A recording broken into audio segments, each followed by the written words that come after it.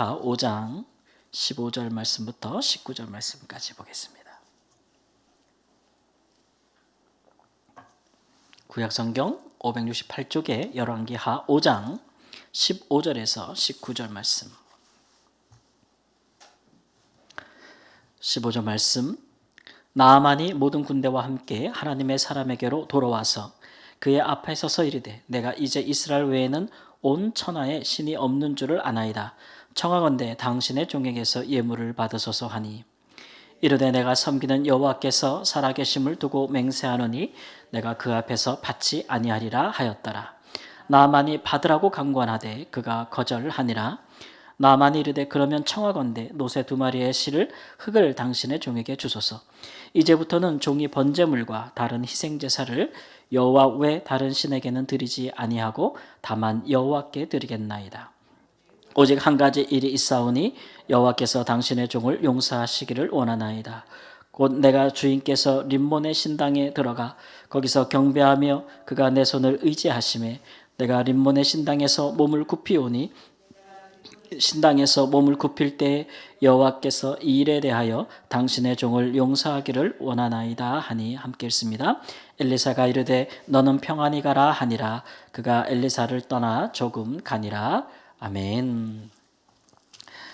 아람의 군대 장관 나아만이 엘리사에게 왔을 때 나아만 장군의 생각으로는 이가 선지자고 또 기도하는 사람이니 그가 그 아람에 있는 많은 그 제사장들이 하듯이 그 나아만 앞에서 뭐 여러 가지 소리를 높여서 의식을 행하면서 그렇게 기도를 할 것이라고 생각을 했습니다. 그리고 여호와의 이름을 부르면서 11절 말씀 보니까 그의 손을 그 부위에 흔들어 나병을 고칠까 생각을 한 것이죠. 보통 이제 제사장들이 이런 일들을 하지 않습니까? 우상의 신전에서 섬기는 자들도 이렇게 막 의식을 하고 쇼를 하고 막 이렇게 하지 않습니까? 우리 무당들 막 하듯이 이번 주에 어떤 그 유명한 유튜브를 봤더니 우리나라 사람들이 무당에 빠지는 이유 중에 하나가 무당이 또 작두 타는 데 있다 그러더라고요. 작두 타는데. 무당들이 작두 타는 거 보면 사람들이 기함을 한대요. 어떻게 저런 일이 가능하냐? 이러면서 홀딱 넘어가는 사람이 많다 이런 얘기 하는데 퍼포먼스가 중요하죠. 우상을 섬기는 사람들은 신이 죽어있기 때문에 사람들에게 퍼포먼스를 보여줍니다. 그러면 또 이제 우리가 성경적으로 보면 또 마귀가 귀신들이 그런 일에 관해서 초월적인 초자연적인 어떤 것을 보여줌으로써 사람들의 마음을 미혹한다라는 것이죠. 그렇게 생각을 했는데 근데 이제 이 엘리사 선지자는 기도도 안 해줘요. 그냥 뭐라 그러냐면 요단강에 가서 7번 씻으라 이렇게 말로만 하는 것이죠. 그래서 나아만 장군이 굉장히 분노했다라고 하는 것입니다. 분노해가지고 그냥 돌아갈까 모르겠어. 속으로는 군대도 쫙 끌고 왔으니까 저것들을 목을 한 칼에 치고 갈까. 내가 이 먼 길을 말이야 왔는데 더군다나 당신은 아람이 이 북이스라엘을 속국처럼 다룰 때니까 얼마나 만만하게 봤겠어요. 오죽하면 이스라엘 왕이 자기 옷을 찢고 그랬겠습니까. 그런 상황인데 이렇게 나를 대우하겠는가. 그래서 막 분노해서 막 돌아가려고 했더니 그 밑에 슬기로운 종들이 있어서 부하들이 있어서 이 병이 날라면 뭘 못하겠습니까? 뭐 너 이 병 날려면 어디 가서 큰 일을 행하고 와라. 그래도 안 하실 것입니까? 할 거 아닙니까? 큰 일을 하라고 그러면 할 텐데 하물며 강에 가서 몸을 7번 씻고 오라는데 그걸 못하겠냐고. 굉장히 말이 지혜롭지 않아요? 그래서 그의 노를 가라앉힙니다. 가만 생각해 보면 그렇죠. 이 문둥병 나병 낳기 위해서 뭔 짓을 못하겠어요? 그래도 하겠는데 몸을 7번 씻으라는 걸 왜 못하겠어요? 그래서 그 말을 청종하였더니 그 살결이 어린 아이의 살같이 되었더라. 이렇게 낫다는 것이죠. 그 선지자는 이 이방 우상들을 섬기는 자들의 제사장처럼 하지 않습니다. 그는 하나님 앞에 나온 사람이고 그에게 하나님의 영광을 보여줘야 되는 것이죠. 이 선지자가 이런 일을 행할 때 뭐 정치적인 고려, 뭐 북이스라엘과 아람의 정치적 고려, 외교적인 거 이런 거 생각했겠습니까? 선지자는 하나님의 나라를 꿈꾸는 사람이에요, 그죠? 세상에는 이런 나라도 있고 저런 나라도 있고 이스라엘도 있고 아람도 있고 있을 것이나 기본적으로 하나님의 사람들은 이 땅 가운데 하나님의 나라를 꿈꾸는 사람이기 때문에 그가 이스라엘의 군대가 장관이 아니어도 된 것이죠. 아니어도 상관없는 거예요. 그가 하나님을 보고 능력을 경험하고 치유를 경험하고 주께로 돌아올 수만 있다면 그게 하나님 나라 아니겠습니까? 거기에 부수적으로 이스라엘을 압제하는 아람의 장군이 병을 고침받고 하나님의 능력으로 하나님을 경외한다면 그가 하나님을 섬기는 이스라엘을 압제하기가 쉽지 않겠죠. 그죠? 그거는 부수적인 거예요. 그런 것들이 계산이 먼저 깔리는 게 아니고 근본적인 거는 하나님의 나라를 위해 살면 세상에 유익한 것들도 따라오는 부분이 있는 것이죠. 근데 이게 뒤바뀌어 버리면 어떻게 돼요? 선지자가 정치적인 거 고려하고 군사적인 거 고려하고 이런 세속적인 국가관을 가지고 행동하게 되면 이렇게 행동 못합니다. 어떻게 이렇게 모멸감을 줄 수 있습니까? 사실 모멸감을 준 것도 아니고 하나님은 우상과 달라서 하나님은 퍼포먼스가 아니라 뭘로 해요? 말씀으로도 하나님은 말씀으로도 고칠 수 있다는 것을 보여주는 거 아닙니까? 이 나아만이 사실은 이런 일들에 더 뭔가 영감과 은혜를 받을 수 있는 사람들이에요. 여러분 예수님께 왔던 그 로마 군인 백부장을 생각해 보십시오. 그도 마찬가지 아닙니까? 예수 그리스도가 정말 능력이 있다면 뭐만 하라 그래요? 말씀만 하라 그러지 않습니까? 말씀만. 왜냐하면 이 사람은 신분이 군인이에요. 군인들은요 자기 지위와 그 지위에 따른 권세가 있지 않습니까? 그러니까 내가 말을 하면 이루어져요, 안 이루어져요? 이루어지는 거잖아요. 그런데 익숙한 사람이기 때문에 예수 그리스도가 능력이 있다면 뭐만 하라고요? 말씀만 하면 이루어지겠다라는 믿음을 갖고 있는 사람들이에요. 이 사람들은. 그렇게 훈련되고 그렇게 평생 살아온 사람들이란 말이에요. 그러니까 그런 사람들은 하나님이 말씀만으로도 할 수 있다는 거죠. 하나님이 말씀으로 세상을 창조하고 하나님 말씀만으로도 할 수 있다는 것을 차별화된 유일한 신이라는 것을 지금 보여주고 있는 거죠. 그러니까 나만의 예상을 깨고 있는 겁니다. 나와가지고 춤추고 작두 타고 뭐 흔들고 환부에 뭐 바르면서 노래 부르고 그것도 몇 시간이나 그렇게 할 것이라고 생각이 됐는데 전혀 아니지 않습니까? 그 2일 후에 요단강에서 몸을 씻고 아이 살결같이 돼가지고 돌아와가지고 엘리사 앞에 다시 돌아왔습니다. 그래서 그에게 뭐를 바쳐요 지금? 예물을 바치는 거예요. 아니 바칠 이유가 없겠죠. 얼마나 고맙겠어요. 이게 5장 그 5절에 보니까 올 때에 은 10달란트와 금 6,000개와 의복 10벌을 가지고 왔다 그랬어요. 예물로 가지고 온 거예요. 그걸 이제 바치는 거죠. 그래서 뭐라고 바치냐면 당신의 종의 예물을 받으소서 이러고 바치는 거예요. 야, 그러니까 선지자에게 지금 뭐라는 거예요? 내가 당신의 종입니다. 받으소서 이렇게. 예. 근데 또 강권했다 그랬어. 너 막 이래. 아주 막 강권하게 막. 예. 사람이 강권하면은 거절하기가 참 어렵지 않습니까, 그렇죠? 안 받겠습니다. 한번 거절했는데 강권하다가 막 쥐어주면은 받게 되는 게 사람의 심사인데 선지자가 강권하는 것보다도 더 강하게 거절을 했다는 거예요. 거절을 했다. 아주 냉정하게 거절하는 것이죠. 거절을 했다는 겁니다. 드리는 자가 무한하게끔 했다. 그래서 오늘 우리는 엘리사가 왜 이런 부분을 거절했을까? 하나님께 병고침을 받고 선지자에게 감사한 마음으로 그 예물을 드리면 그 앞장에서 보니까 선지자와 그의 제자들이 먹을 것이 없어가지고 흉년에 고달프고 힘든 그런 본문도 많이 있는데 이렇게 드리면 유용하게 쓸 것이 아니겠습니까? 유용하게 이 예물을 이 금과 은과 이 예물을 유용한 데 쓸 수 있고 옷도 그냥 옷이겠어요? 요즘 말로 말하면 저 어디 프랑스에서 온 그 명품 그런 옷이겠지 그 당시에 말하면 그런 옷도 필요한 사람에게 줄 수도 있는데 선지자가 왜 이처럼 강권하였어도 이제 거절하였는가 이 부분을 우리가 한번 살펴보는 것입니다. 16절에 선지자가 거절할 때 했던 말을 생각해 보십시오. 뭐라고 얘기했냐면 내가 섬기는 여호와께서 살아계심을 두고 맹세하노니 내가 그 앞에서 받지 아니라 그랬잖아요. 그 앞에서 받지 아니하리라 하였더라. 예. 그러니까 그 앞이라는 얘기는 누구 앞이라는 얘기냐면 하나님 앞이라는 얘기예요.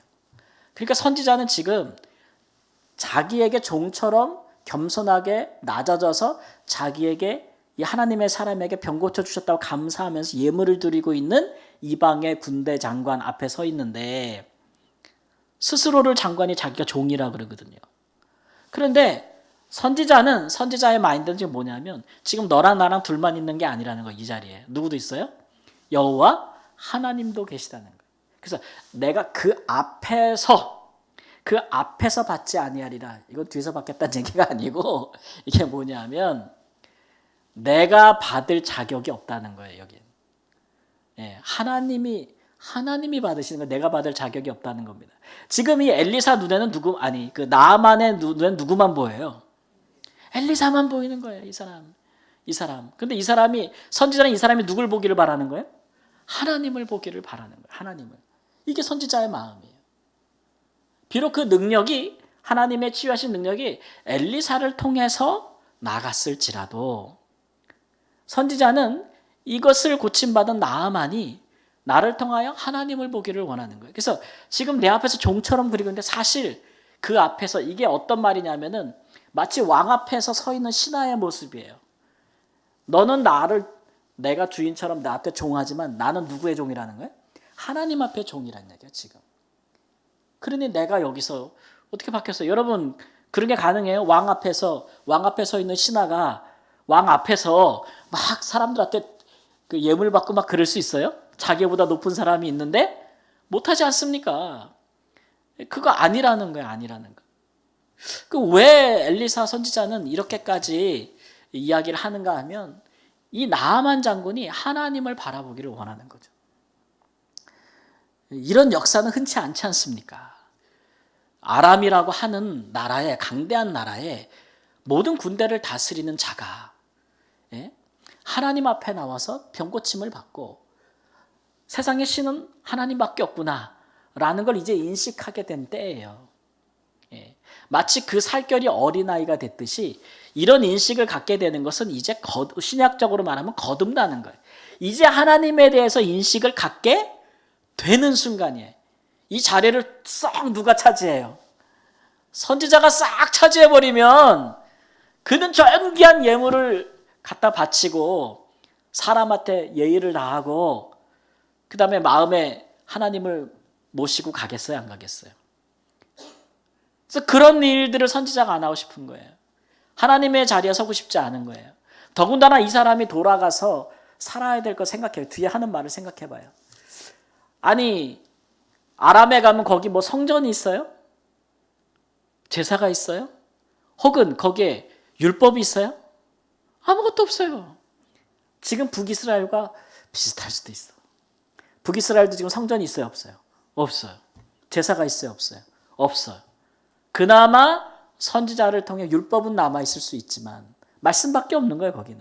그러나 여러분, 우리가 기억할 것은 이스라엘의 신앙은 처음부터 성전 신앙이 아니었어요. 그죠? 하나님의 말씀을 믿으니 의롭게 된 사람들의 후손들 아닙니까? 아브라함의 자손들. 제가 그랬죠, 저번에. 우리의 신앙이 뭐만 있어도 된다. 다 없더라도 뭐만 있어도 된다. 하나님의 말씀만 있어도 된다. 그게 우리의 신앙의 가장 주춧돌, 기초라 그랬잖아요. 그거 없으면 다 없는 것이요. 하나님의 말씀이 없으면 성전이 있고 제사가 있어도 의미가 없는 것이요. 하나님의 말씀이 있으면 성장고 제사도 유의미한 것이나. 근데 이 나아만이 돌아가서 있어야 될 아람이란 나라는 림몬이라고 하는 국가적으로 섬기는 큰 우상이 있는 신전이 있고 이 사람은 또 가가지고 거기서 왕이 또 자기를 의지하니까 왕과 함께 부득불 우상과 함께 우상 앞에 절을 해야 될 수밖에 없는 신분과 처지에 놓인 사람이고 돌아가서도 하나님께 제사 드릴 수 있어요? 없어요? 없는 사람이 명확히 알고 있는 거죠. 그 땅에는 선지자도 없어. 그 땅에는 말씀을 가르칠 자도 없어. 그러니까 그 물가에 애 내놓은 심정 아니겠어요? 그죠? 그러면 이 사람에게 남아야 될 건 뭐예요? 하나님밖에 없는 거예요.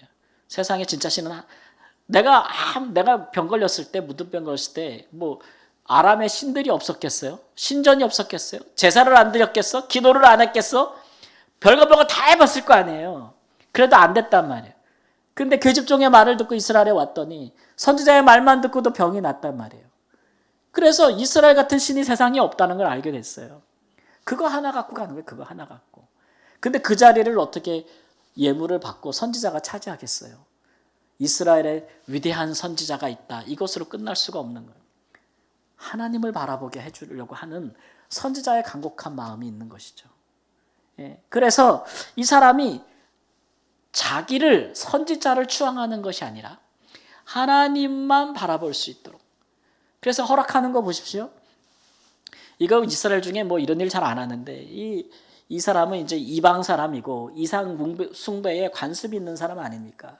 내가 암몬에 가서 하나님께 예배드리고 제사 드리고 싶어도 할 수가 없으니까 뭐 한대요? 흙을 갖고 간대. 흙, 노새, 흙 두머리 심어 가서 그거 갖고 뭐 하려고? 흙 갖고 와서 뭐 하려고? 제단 만들려고 그래요. 제단. 이스라엘 땅에서 있는 흙을 가져다가 자기 암몬에 아람에 돌아가서 자그마한 제단을 만들고 거기서 제사 드리려고 그러던 거예요. 그러니까 이 사람의 생각에는 하나님은 어디에 계신 하나님이에요? 이스라엘의 하나님이야. 지역신이야. 근데 그 신이 다른 신보다 더 나은 거야. 그래서 그 흙이라도 갖고 가서 거기서 여호와의 제단을 만들고 거기서라도 여호와께 제사 드리고 싶은 마음이죠. 이거 엄격하게 말하면 그게 무슨 의미가 있다고 이렇게 야단칠만도 한데 선지자가 그렇게 하지 않습니다. 허락하지요. 또 용서를 구하는 거 있지 않습니까? 내가 돌아가서 왕과 함께 림몬의 신전에 가서 굽혀 경배할 때 이를 용서하소서. 내 마음은 그게 아닌데 내가 할 수밖에 없습니다. 하나님께서 이래 용서해 주시기를 원합니다. 이렇게 간구할 때도 뭐라 그래요? 그래 평안히 가라 이렇게 이야기하지 않습니까? 넓은 마음으로 이 사람을 품어주고 있는 거예요. 그가 처한 현실과 그가 처한 상황에서 하나만 붙들 수 있도록 누구만? 하나님 외에는 다른 신이 없다. 그 신전의식, 하나님 앞에서 하나님만 진짜 신이다라는 것만 붙들 수 있도록 도와주려고 선지자가 이 예물을 받지 않는 것입니다. 이 예물이 귀한 것을 모르는 것도 아니고 이 물질이 안 필요한 것도 아닐 텐데 그렇죠? 그럼에도 불구하고 선지자가 강하게 거절하는 것은 강권해도 받지 아니하는 것은 이를 통해서 그가 자기가 자신이 아니라 하나님을 바라보고 또 하나님한테 빚진 마음 가져야지. 평생에 나 갔더니 선지자가 병 고쳐줘가지고 값 제대로 치르고 왔다. 값 제대로 치렀다. 그런 마음 가지면 그 다음부터 하나님을 향한 마음이 뜨거워지겠어요? 식어버리겠어요? 식어버리겠어요. 값 다 치르고 왔는데 뭐. 그러니까 오히려 이런 것으로 갚을 수 없는 하나님의 은혜를 마음에 품고 갔도록. 이 은혜도 그렇고 죄도 그렇고 다 빚이라는 의미가 있거든요. 그러니까 하나님 앞에 빚진 마음, 사랑의 빚을 질 수 있도록 그렇게 하는 마음. 그래서 그의 신앙이 조금이라도 더 유지될 수 있도록 돕는 마음이죠. 이렇게 행하는 것이 이스라엘에게도 유익이 됐을까요? 안 됐을까요? 이 아람의 적국의 군대 장관이 이스라엘과 이스라엘의 신에 대해서 선지자에 대해서 이렇게 좋은 마음을 갖고 간다면 그가 이스라엘을 잔혹하게 짓밟을 수 있겠습니까? 그러니까 이 선지자는 뭐 정치적으로 외교적으로 국가적으로 접근한 것은 아니지만 그렇게 하려면 이런 사람 내쳐야죠. 적국의 수장이고 이스라엘을 압제하는 사람인데 어디 이스라엘에 문둥병자가 없어가지고 예수님 말씀처럼 우리 원수된 나라의 문둥병자를 먼저 고쳐주겠어요. 선지자가 그러면 되겠어요? 안 되겠어요? 보통은 안 된다 그러지. 예수님 시대 때도 예수님이 그렇게 하니까 안 된다고 하면서 막 사람들이 그랬잖아요. 그러니까 선지자가 이렇게 하는 것은 사실은 그런 부분에 대한 비판과 또 질투 또는 공격 이런 것들을 다 감안하고 하는 겁니다. 예수님의 마음으로. 하는 것이죠. 그렇게 함으로써 왜냐하면 선지자는 하나님의 나라를 생각하기 때문에 그런 거예요. 이처럼 하나님의 나라를 꿈꾸는 사람들은 실행하는 사람들, 이루려고 하는 사람들은 세상에 살고 있지만 근본적으로 추구하는 바가 다르고 근본적으로 생각하는 나라가 다르고 근본적으로 행하는 이유도 다르고 목적도 다른 겁니다. 그런 부분들의 차이를 우리가 좀 성경을 통해 보면서 좀 잘 인식을 했으면 좋겠어요. 특히 이 선지자의 태도가 굉장히 중요한 것은 그렇게 선지자가 이렇게 돌려보냈는데 선지자 밑에 있는 그 게하시라고 하는 사환이 선지자가 아무것도 안 받고 보내니까 그게 이제 뭐 속상했든지 열받았든지 그래가지고 선지자 몰래 쫓아가죠. 쫓아가가지고 그 사람이 내려서 무슨 일이냐 그랬더니 지금 선지자의 제자 2명이 왔는데 옷도 없고 막 진짜 아무것도 없어서 우리 선생님이 가서 장군께 은 1달란트 옷 2벌을 주라 했습니다. 받아갖고 오라고 했습니다. 거짓말하는 거 아닙니까? 그래가지고 그거를 챙긴 거죠. 물질에 대한 탐욕이 있었고 그 다음에 거짓말까지 했고 그 다음에 선지자의 이름을 또 욕되게 했고 그래서 챙겨가지고 와서 자기 집에 이렇게 장막에 감춰두고 갔는데 엘리사가 영감이 또 이게 그 영감 말고 그 성령의 영감을 얘기하는 거예요. 영감이 엄청나게 뛰어난 사람이잖아요. 갑절이나 있는 사람이니까 벌써 마음으로 딱 감지한 거예요. 근데 물어봐도 거짓말하잖아요. 그래가지고 어떻게 됐어요? 선지자가 뭐라 그래요? 지금이 받을 때고 지금이 감나무이나 옷을 받고 지금이 소나 남종이나 여종을 받을 때냐 이런 얘기죠. 지금 북이스라엘이 영적으로 다 황폐해지고 이런 마당에 지금 우리가 선지자 직분을 감당하면서 하나님하고 영혼 구하는 거 외에 물질을 탐할 때냐 이런 얘기죠. 거짓으로. 그래서 이 게하시아의 이 행동은 단순히 물질을 탐한 것이 아니라 선지자가 이를 통해서 아람의 군대 장관의 마음을 하나님께만 향하게 하려고 하는 다만 여호와께만 향하게 하려고 하는 그 숭고한 목적을 완전히 이제 질적으로 떨어뜨린 거죠. 그 선지자가 얼마나 분노했든지 나만의 나병이 내게 들어 내 자손에게 미쳐 영원토록 이르리라. 그래가지고 나만이 났던 문둥병이 사환에게 간 거예요. 사환에게 간 거예요. 무섭죠. 이런 본문을 우리에게 말씀하고 있는데, 그러니까 이 선지자가 얼마나 하나님 중심, 하나님 앞에서 또 하나님의 나라를 꿈꾸며 살고 있는지를 우리에게 보여주는 거죠. 하나님의 나라를 위해 살려면 이 정도 각오는 우리가 가지고 살아야 됩니다. 어떤 사람들은 뭐 이렇게 기도를 누구를 위해 해줘요. 이렇게 하나님의 뭐 어렵거나 뭐 중요한 일이 있는 분들에서 막 기도를 해줘. 그 기도가 또 응답이 되고 잘 문제가 풀렸네. 감사해 안 감사해? 누구한테 감사해요? 지가 생색 다 내면 돼야 안 돼. 기도는 하나님 응답했는데 기도한 자기가 생색을 다 내. 그거 하나님 영광 가리는 거예요. 나한테 잘해 앞으로 막 이러고 말이지. 앞으로 까불면 기도 안 해줘. 막 이러고 말이지.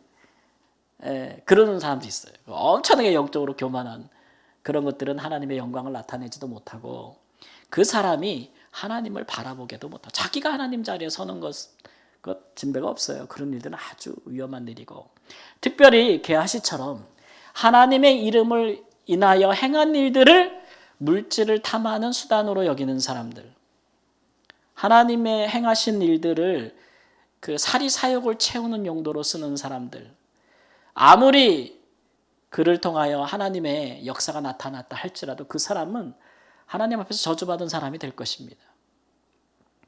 굉장히 무서운 얘기입니다. 오늘날 우리가 이런 부분에 대해서 정말 두려운 마음을 가져야 할 정도로 그런 것이죠. 하나님의 이름을 망령되 일컫는 것은 굉장히 나쁜 일이죠. 그리고 우리가 하나님 앞에 막 기도하면서 정말 여러분 이 시대에 이런 암흑 시대에 엘리사 같은 선지자 되기가 쉽겠어요? 아니면 엘리사 선지자가 되기도 어렵지만 그 밑에 사환 되기도 어려울 것 같아 나는. 이런 어둠의 시대에 그 밑에 사환이 되기도 어려운 시대잖아요. 그것도 어려운 일이지만 그렇다 하더라도 거기서 이런 하나님의 이 거룩한 이름을 드러내는 일들을 개인의 탐심을 위한 수단으로 사용한다면 그 결과가 어찌 되겠는가를 우리에게 경고성으로 보여주는 또 하나의 말씀이라 할 수 있을 것입니다. 그러니까 우리는 이런 일을 경계로 삼아서 우리가 정말 이 시대에 있어서 정말 돈이 주인인 시대잖아요.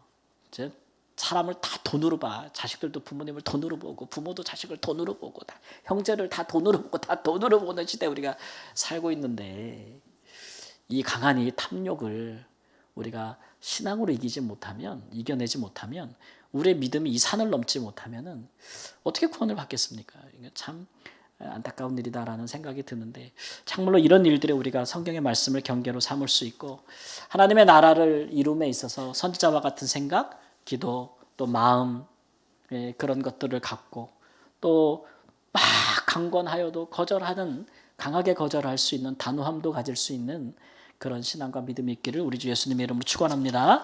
아멘.